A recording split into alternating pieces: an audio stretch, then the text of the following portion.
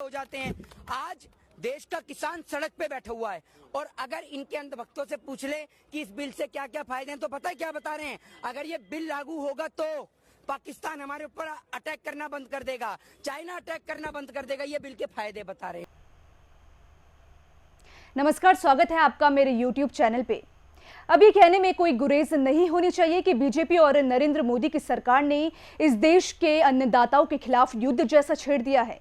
रविवार की शाम किसान शाहजहांपुर से दिल्ली की ओर बढ़ रहे थे। भारी बारिश हो रही थी और किसान अपनी अपनी ट्रॉलियों में कांप रहे थे। उनमें सैकड़ों बुजुर्ग किसान भी थे। इस बीच अचानक लगने लगता है कि किसी दुश्मन देश ने हमला किया है। बादल से भरा आसमान चमकने लगता है। किसानों को लगता है शायद बिजली कड़क रही है, लेकिन उन्हें क्या पता था कि ये कायर सीएम के कायर सैनिकों की बंदूक से उगलने वाली गोलियां थी।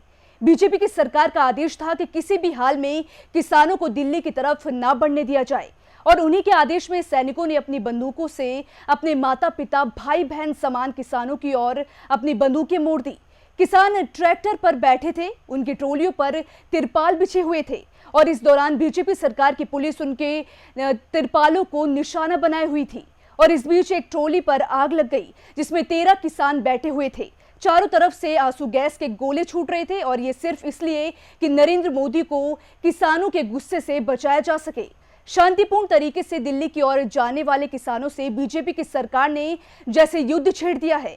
वीडियो और तस्वीरें दिल दहला देने वाली है और सोशल मीडिया के पन्ने उन वीडियो और तस्वीरों से भरे पड़े हैं। किसानों पर गोले दागने के ऑर्डर देने वाला रेवाड़ी जिले का जनरल डायर एसएसपी अभिषेक जोरवाल कहते हैं कि हमने उन्हें मसानी के ओवरब्रिज के नीचे रोक दिया है, जैसे वो देश के खिलाफ हो और वो ये नहीं बताता कि किस बर्बरता से किसानों को रोका गया और ये सारा खेल लोकतंत्र के नाम पर खेला गया है। शायद बीजेपी के लोग लोकतंत्र को समझते नहीं हैं। वो किसानों की आवाज को लाठी डंडों और गोलियों के दम पर दबाना चाहते हैं, लेकिन ऐसा होता हुआ नजर नहीं आ रहा है। चाहे पुलिस किसानों पर लाख गोले दाग ले। इनको ये तस्वीरें देख लेनी चाहिए जिसमें सिंगू बॉर्डर पर एक बुजुर्ग किसान बेहोश होकर जमीन पर गिर जाता है। दोस्तों, 1 जनवरी को कुछ किसान ट्रैक्टर ट्रॉली में गाय का गोबर भरकर तीक्ष्ण सूद के घर के बाहर पहुंचे और गेट पर गोबर का पहाड़ खड़ा कर दिया। किसानों ने वहां भी काले झंडे दिखाए, नरेंद्र मोदी के खिलाफ नारे लगाए और कहा कि हमने किसानों के लिए आपकी सोच का विरोध करने के लिए ऐसा किया है।